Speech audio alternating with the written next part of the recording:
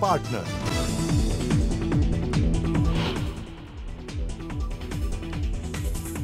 मनोज जरांगेंकडून आझाद मैदानावर आमरण उपोषणाची घोषणा। आझाद मैदानावर दाखल होताच शिवरायांना अभिवादन करून जरांगेंकडून उपोषणाला सुरुवात।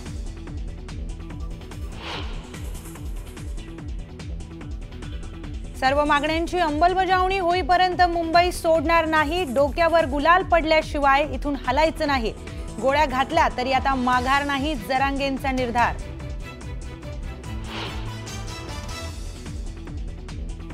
कुणीही जाळपोळ आणि दगडफेक करायची नाही, मराठा बांधवांनी संयम बाळगावा। आझाद मैदानातून मनोज जरांगेंचं मराठा आंदोलकांना आवाहन।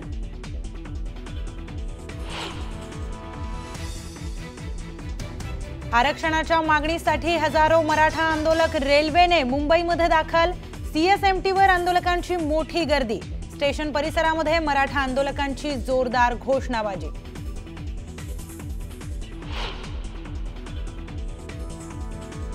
आरक्षणाच्या मागणीसाठी हजारोंच्या संख्येने मराठा बांधव सीएसएमटी बाहेर एकवटले। राज्यभरातून मुंबईमध्ये आलेल्या मराठा बांधवांची जोरदार घोषणाबाजी।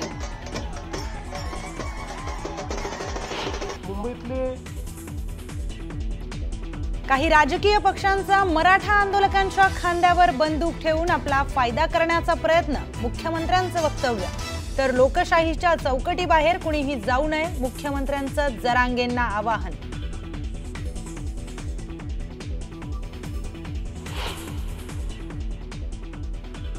आणि ट्रॅफिकची सध्याची काय परिस्थिती दिसतेय? आम्ही फ्रीवेवरती आहे आणि फ्रीवेवरचा जो शिवडीचा टप्पा आहे या टप्प्यामध्ये आहे। मी आपले व्हिडिओ जर्नलिस्ट रमेश भट यांना सांगतो की कशा रीतीने लांबच लांब रांगा ज्या आहेत त्या गाड्यांच्या लागलेल्या आहेत। आता हे दृश्य आपण जे पाहतो हे मुंबईहून चेंबूरच्या दिशेने जाताना आपण दृश्य पाहू शकतो। पण ही जी लेन आहे ही आझाद मैदानाच्या दिशेने जाणारी आहे आणि जर मागे पाहिलं तर आझाद मैदानाच्या दिशेने जाणाऱ्या गाड्या देखील मोठ्या प्रमाणामध्ये तिथं अडकलेल्या आहेत। मनोज जरांगे पाटील यांनी आताच या सगळ्या मराठा बांधवांना विनंती केली, आवाहन केलेलं आहे की जिथं गाड्या असतील त्या गाड्या काढायच्या आणि पुढे जाऊन पोलीस जिथे सांगतायत तिथं पार्किंगमध्ये लावायच्या। पण गाड्यांची संख्या इतकी आहे आणि जो ट्रॅफिक जाम झालेला आहे यामुळे लोक जी आहेत किंवा मराठा आंदोलक जी आहेत ती पुढे जाऊ शकत नाहीयेत। बरेच मराठा आंदोलक जे आहेत ती पायी पुढे चालत गेलेली आहेत। पण या गाड्यांमध्ये त्यांचं सामान आहे, त्यांचं खाण्यापिण्याचं सामान आहे। काही ठिकाणी तर मराठा जे आंदोलक आहेत त्यांनी जेवण बनवायला सुरुवात केली होती।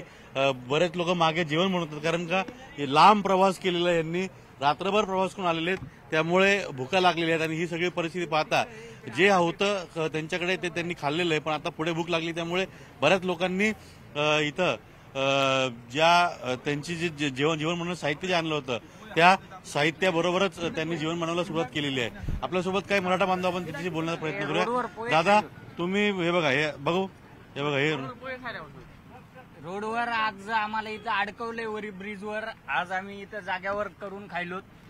तर हे सरकारचा दाव आहे, त्याच्यामुळे आता आम्ही पायानं निघालोत गाड्या इथं लावून पोहे हातात घेऊन। किती लांब प्रवास केला तुम्ही? आता आम्ही 4-5 किलोमीटर झालं पायानं। गावावरून किती प्रवास केला? 600 किलोमीटर टोटल। कुठलं गाव? शिवनेरी, परभणी।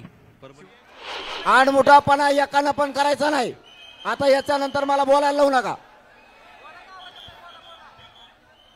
सर्वांना स्टेजवरती विनंती आहे। सर्व मगाशी बघितलंय बरेच लोक इथे जेवण बनवत होते। नाही, पण आम्ही उपाशीच आहे ना। आम्हाला वाटलं जाईल एवढं जाम होणार नाही, पण मराठा बांधवांनी चांगला रिस्पॉन्स दिल्यामुळे जाम झाली मुंबई।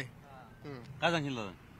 हे आम्हाला ट्रॅप मध्ये अडकवलंय, कारण माहितीये का इथं लोकलची एक बी गाडी नाही। आम्हाला ब्रिज मध्ये वर चढविलं आणि ब्रिज वर चढले। मुस्लिम बांधवांना आमच्यासाठी मुस्लिम बांधवांना काय सांगितलं? पाठिंबा। सकाळपासून काय चहा पाण्याची काही व्यवस्था नाही, काय नाही। लोकांचे हाल झाले मराठा समाजाचे, नाही का? सगळी माणसं लांब लांब 600-700 किलोमीटर लांब आले ती प्रवास करताना।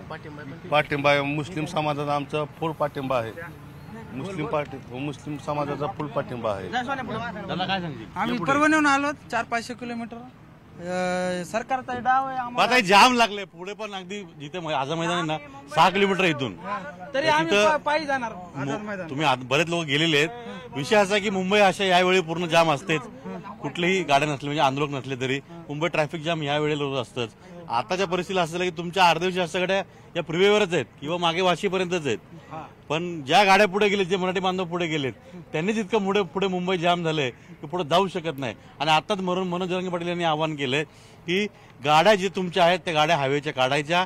पोलीस सांगतील इथं पार्किंग खाली, इथं पुढे मोठं पार्किंग आहे, त्या पार्किंगमध्ये गाड्या लावायच्या. तुमचं काय म्हणणं आहे? आम्ही गाड्या रस्त्यावर पाटलांनीच आता आवाहन केलेलं आहे. आझाद मैदान ते पोचले, त्यांचं उपोषण सुरू झालंय. त्यांचं असं म्हणणं आहे की रस्ते जाम करू नका, रस्त्यावरती वाहने उभं करू नका. जिथं मोठी पार्किंग दिलेली रेल्वेच्या बाजूला, त्या रेल्वेच्या बाजूला पार्किंग मध्ये तिथे गाड्या लावा. आम्ही दादा जे म्हणतील ते आम्हाला मान्य आहे. आम्ही ट्रॅफिकला प्रॉब्लेम दादा जे म्हणतील पुढे पुढे इकडे कॅमेरावरती आहे. दादा म्हणतील जे ते आम्हाला मान्य आहे. पण या सरकारने आम्हाला गनिमी काव्याने वरी उड्डाण पुलावर अडकवलेलं आहे सगळीकडच्या बाजूने. आणि इथली लोकलची गाडी एक पण नसताना आम्हाला अडकवलंय. त्यामुळे आम्ही असंच पायी जाणार, इथं रोडवर गाड्या लावू. दादा काय सांगाल? झाला नाश्ता झाला का? या पुढे नाही झाला. आता पुढे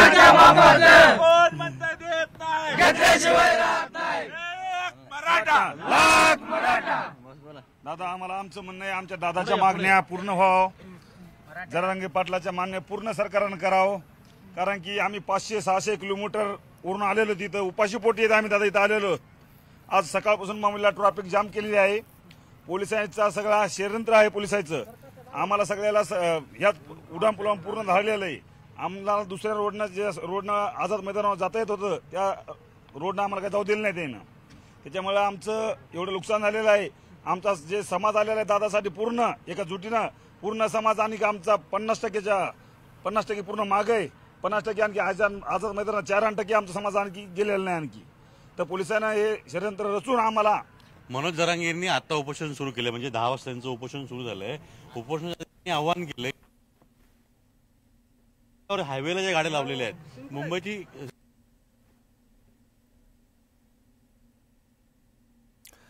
तर आपण बघतोय फ्रीवेवरती मोठा ट्रॅफिक खरं तर बघायला मिळतोय.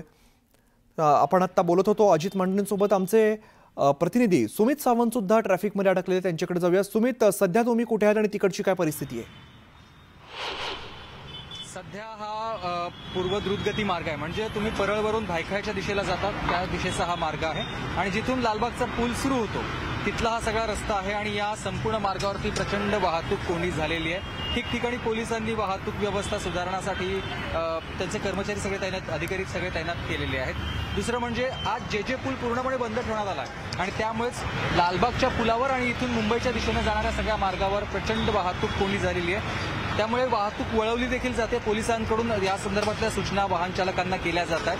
त्यामुळे कोंडी फुटेल अशी अपेक्षा आहे. मात्र जर आपण आधीचे व्हिडिओज पाहिले, म्हणजे अगदी भायखळ्यापर्यंत किंवा भायखळ्याच्या खालून जे पुलाच्या खालून जाणारा सगळा मार्ग पाहिला तर प्रचंड वाहतूक कोंडी ही मुंबईच्या दिशेने जाणाऱ्या मार्गावर आहे.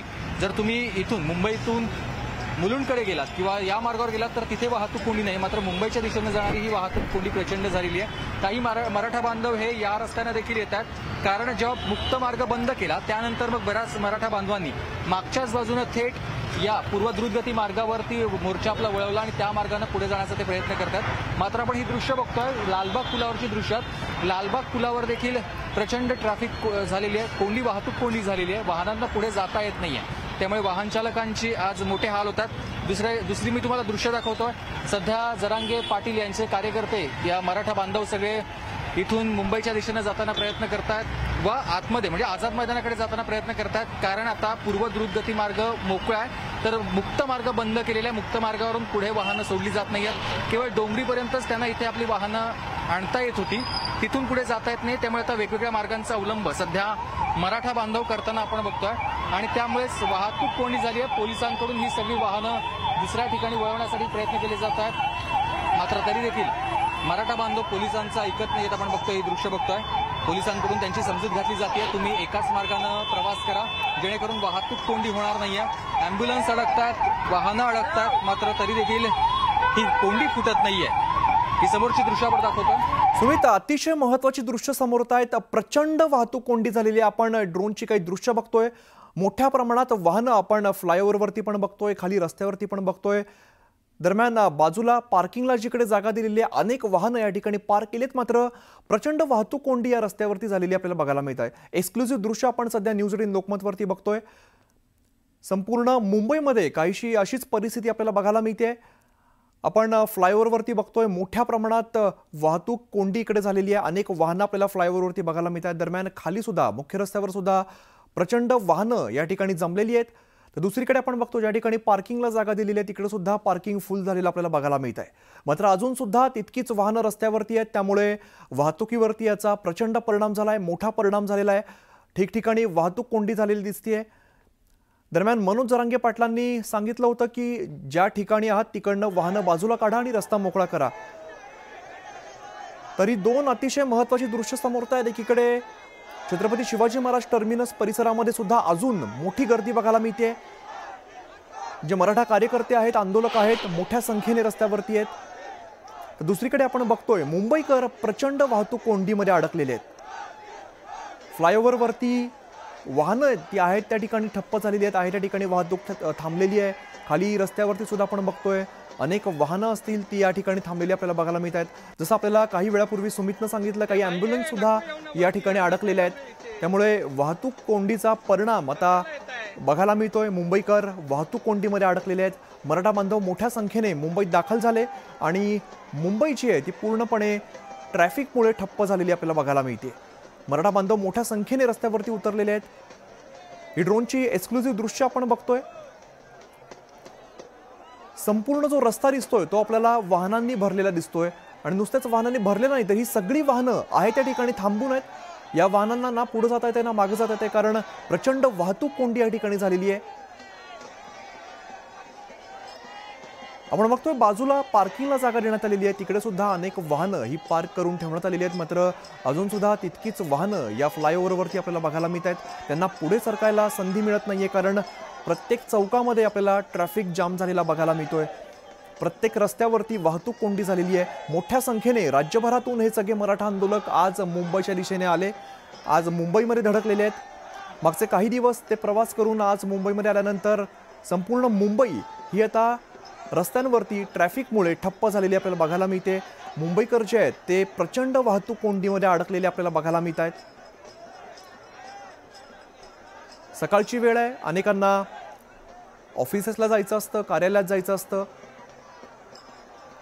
मात्र याच वेळेला प्रचंड वाहतूक कोंडी आपल्याला मुंबईमध्ये सध्या बघायला मिळते. दोन दृश्य, एकीकडे मराठा बांधवांची प्रचंड गर्दी आपल्याला बघायला मिळते. आरक्षणासाठी जरांगे मुंबईत दाखल झाले. छत्रपती शिवाजी महाराज टर्मिनस परिसरामध्ये आपण ही दृश्य बघतोय ज्या ठिकाणी मराठा बांधव मोठ्या संख्येने जमलेले आहेत. तर दुसरीकडे मुंबईकर हे वाहतूक कोंडीमध्ये अडकलेले आहेत. प्रचंड वाहतूक कोंडी झालेली आहे. मोठ्या संख्येत कुंपण करून तिथली वाहन